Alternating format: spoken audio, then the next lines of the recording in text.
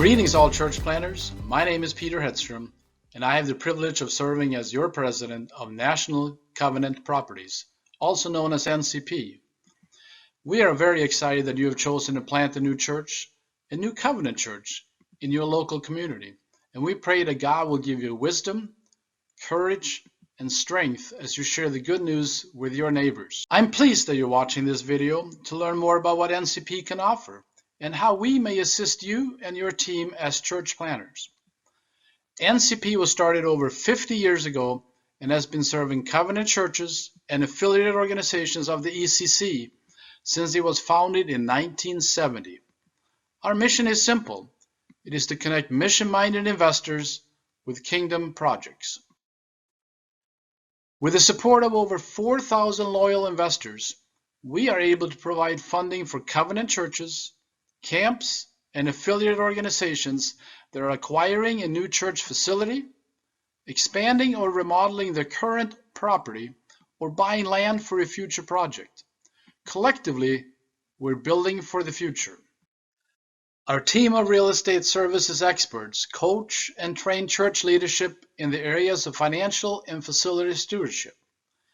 Today, you will hear from Rob Hall and Raleigh Pearson, who will share with you some keen insights as you are considering your first facility for your church.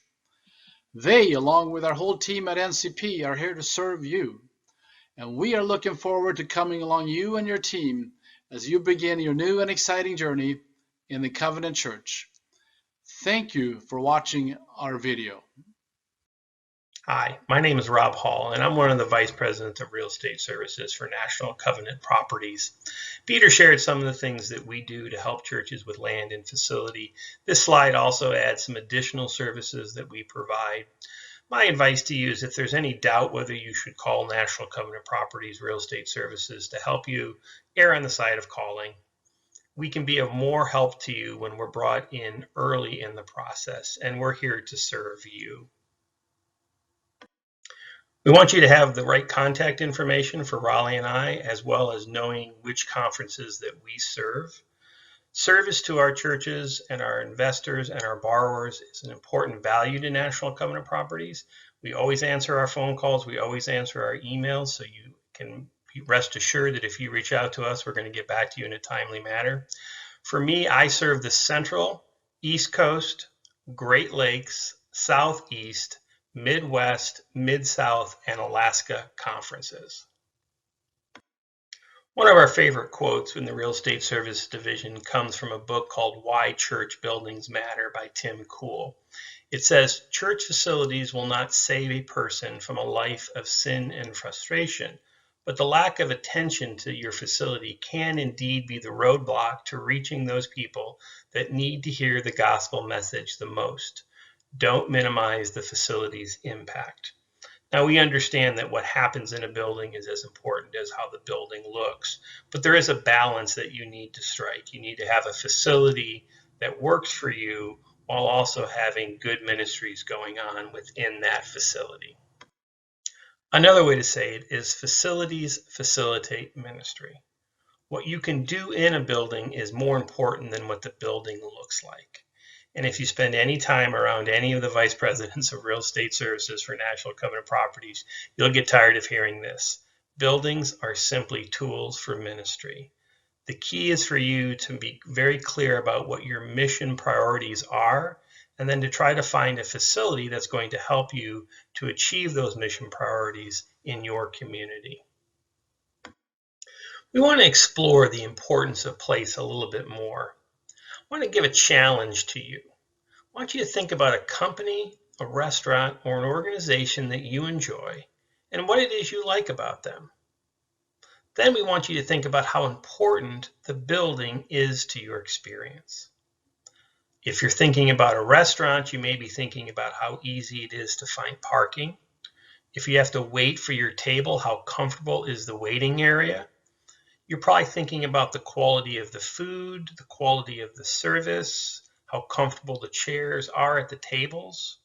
All those things impact you and impact how you feel about that organization, restaurant, or company. In the same way, the facility that you choose for your church is going to impact how people feel about your church and their experience with your church. All facilities send a message. We often say facilities speak. And the question you have to ask yourself is, do you know what yours is saying to people?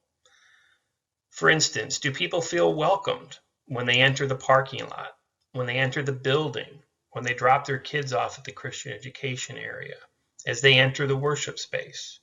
Is what you value as a church evident in what people see when they look around the lobby or the sanctuary? Does the facility have adequate space for people to engage in community and connect? All these things are important and things you should be aware of as you're looking for a first facility. I wanted to illustrate this idea that facilities speak by showing you a couple pictures of some churches, looking at their curb appeal, the first impression that people get when they look at them. So let's look at this building. What is this building saying to visitors? I can tell you what it says to me. The first thing I see a fence, and you can't see it maybe as clearly, but there's barbed wire on top of that fence. So there's a locked gate that keeps me from getting in. Also have no signage, no windows, and let's be honest, it has some tired landscaping. So all these things send a message to me that make it feel like it's maybe not as welcoming and maybe not as open as I would like in a congregation. Now let's compare this church building to the first one we looked at. Again, curb appeal. What is this building saying to visitors? Well, for me, the first impression is much better. You've got well-landscaped areas, clear parking spaces, lots of windows, which shows me there's nothing to hide here, and good signage. So this sends to me a message of openness and welcoming that I didn't see in the first facility. We've been around long enough to know that finding the perfect first facility is difficult, if not impossible. You're going to have a lot of needs and wants that you're not going to be able to cover with that first facility. But we want you to know that even if you don't have a perfect facility, if you're doing good ministry, if you're making people feel welcomed, you're going to be okay. And as evidence of that, I'm showing you my favorite barbecue restaurant in Atlanta, Georgia. You can see building's not much to speak about. The decor is basically that American flag hanging there. And you can see a small sign that's not even facing the street side. But I go back there every time I'm in Atlanta because they have good food, it's consistent, and the service is great. So even though the building isn't beautiful, I want to go there because there are other things that I value. So you have a challenge in front of you. You have hopes and dreams, but you're not quite sure what your potential is. Our goal is to help you to find a first facility that speaks in part to your values and keeps you nimble while you live into your hopes and dreams. Raleigh's now going to share with you some specific tips for finding that first facility. Hello, I am Raleigh Pearson, one of the Vice Presidents with National Covenant Properties, and I currently serve the Northwest Conference, the Pacific Northwest Conference, the Pacific Southwest Conference, and the Churches of Canada. We are now going to take a look at what are the basic needs in your first facility. First off, the worship space. The worship space needs the ability to seat a minimum of 200 people. This allows you to set up an intimate setting or make it expandable up to the 200. And once you've reached the 200, that's a number you can easily divide out into 2 services or 3 services if you need. The next important space is a fellowship space. This is where all the meeting and greeting happens. This space needs to be large enough to be comfortable and not be cramped and allow people to linger after the service. The third important space is your children's space.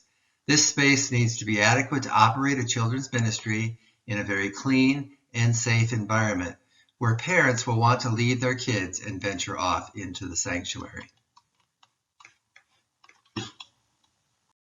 Now we're going to take a look at some key considerations for you to use when you're comparing one facility with another. The first and most important factor is, does this facility align with your mission and values? We have found over the years that if you make facility decisions based on mission and values, it is usually a good one. Now we're going to take a look at this example of participatory worship in a movie theater. You need to check out the acoustics. Can you hear the spoken word? Can you hear the congregants? Is the lighting good? Are the seats comfortable? Is it easy to get in and out of? And then you want to take a look at the parking. Is there enough parking for the space? Is it close enough to the space? And do people feel safe in those spots? We're now going to take a look at some of the best options for first facilities. Schools tops the list because it has been the most desirable place to go because it's kid-friendly, usually has open space for worship and classrooms. But post-COVID, that may be a difficult thing to find. The other option would be other churches. Find out churches that worship in opposite hours than you would want to be worshiping. And you can always ask them to see if you can work out an arrangement.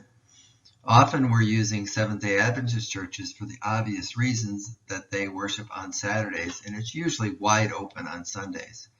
Banquet halls and community centers I would lump in the same group, as they usually have an open place for worship, but sometimes lack the ability to have additional classroom space and nursery space. Sometimes businesses have large assembly areas that you can use. And shopping centers I'd put down there in the bottom of the list, although it's the most inviting when you go by those small shopping centers and see those vacant spaces. The problem with those spaces is they usually need excessive tenant improvements, and this often becomes more headache than it is worth. Now we're going to take a look at some fun facts about church facilities. Facilities often enhance momentum, but they do not create momentum. This is why it's important that you do have everything in line in this facility that does align with your mission and values so that you can be a stepping stone for growing further. Facilities speak to the values of the congregation, but if you're not careful, facilities can stifle growth. And don't ever think that if you build it, they will come, because they will come once. And facilities are like family. People become emotionally attached to them. And this can sometimes be a problem because over time, facilities need to be changed. We often talk about a facility being a tool for ministry, and that tool needs to be sharpened. So you need to be open to make changes once in a while to your current facility. Now we need to take steps to identify that first site. And that first step for you is to get together with your church planning coach and your NCP representative to determine what next steps are right for you.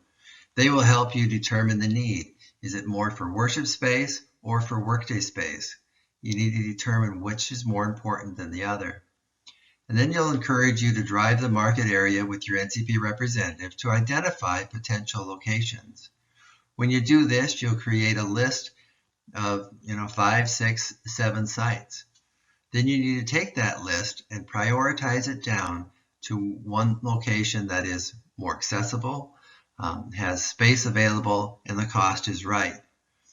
And then once you get all that taken care of, they're going to ask you to sign a lease. Before you think about doing that, make sure you ask NCP to review that lease before you sign. This can save you a lot of headache down the road. Now we're going to talk about some of the challenges with that first facility. Number one, you find out that there's insufficient gathering space. The reason that this is a problem is that people will leave your worship space and scatter instead of gathering and comfortable, lingering, and getting to know each other.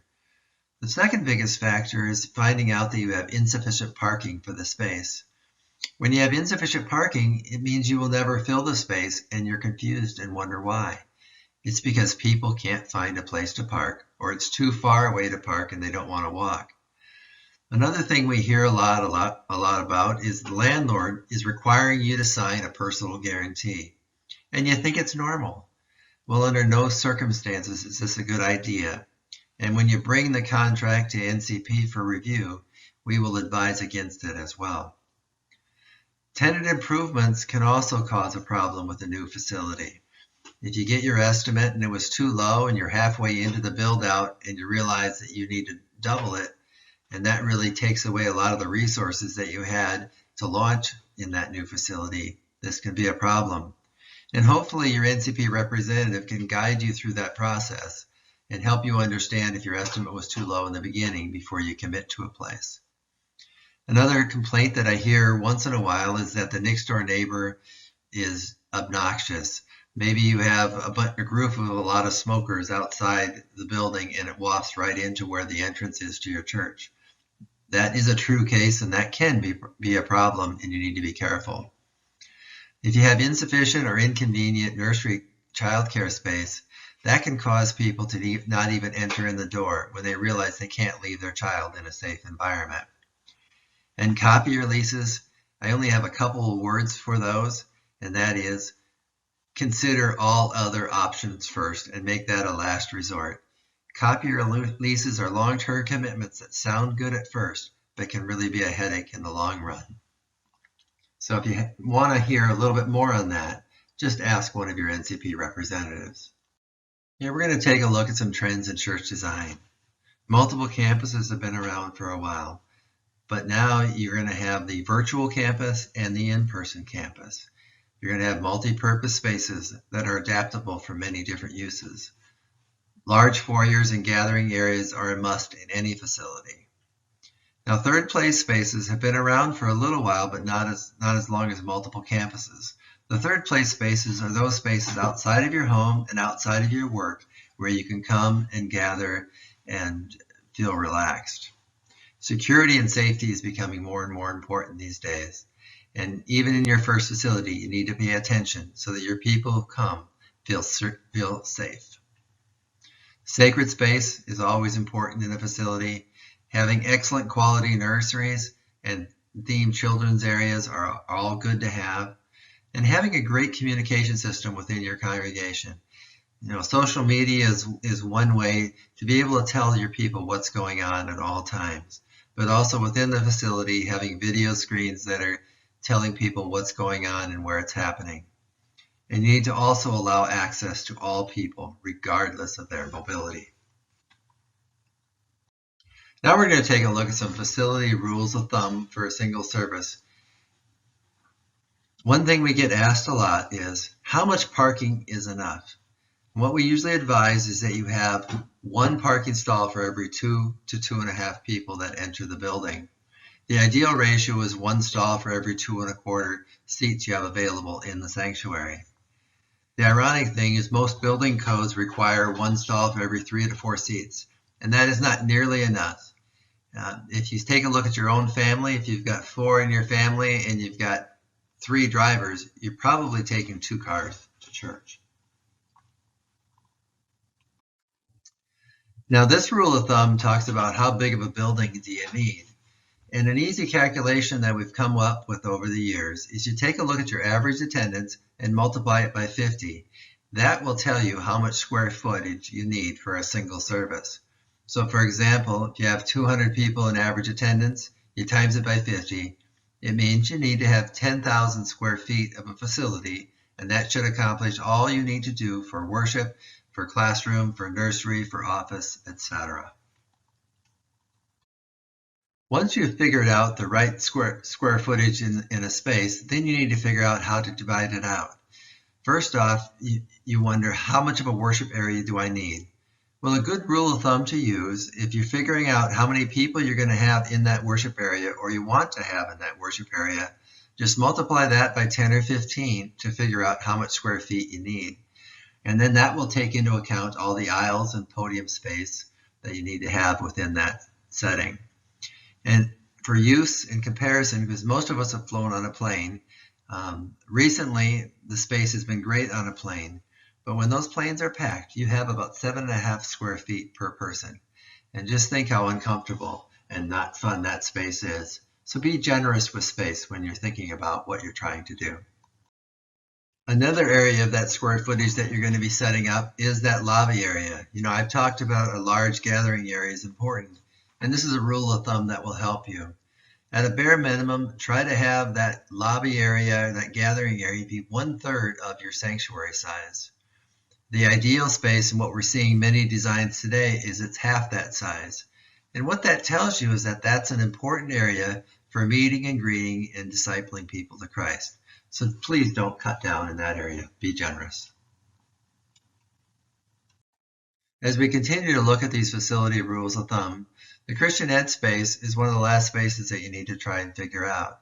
And one thing that churches often don't think about is that infants and toddlers need much more square footage than the adults. So if you keep this in mind, you should have a good facility. Infants and toddlers need to have about 20 to 25 square feet per child. This can help accommodate all the nursery helpers and other adults that might be in the nursery at one time. And adults need that 10 to 15 square footage. And the same as adults, your junior high and high school need about that same square footage as well. If you keep these in mind, you'll have a comfortable space that people will continue to want to come to. I'd like to share with you thoughts about facilities post-COVID from Mel McGowan, who is a Chief Creative Officer for Plain Joe Studios. Plain Joe Studios has helped design several Covenant churches, and Mel has also been a designer with Disney. So take some time to listen to this quote. Since people discovered fire, we've gathered around what we call story circles, whether it's fireplaces or tribal powwows or sacred spaces. So I don't think that physical gathering for the purposes of sharing stories is going away. That said, I can hypothetically say maybe we will see less bolted down seating, plus some flexibility in spacing and seating arrangements. But this is more for mixed use purposes, where a room configured as an arena can quickly be changed into a cafe type space in a matter of minutes. I want to thank you for taking the time to view this presentation and ask that your church be a lighthouse in the community where the lost can be found and the hurting can be helped.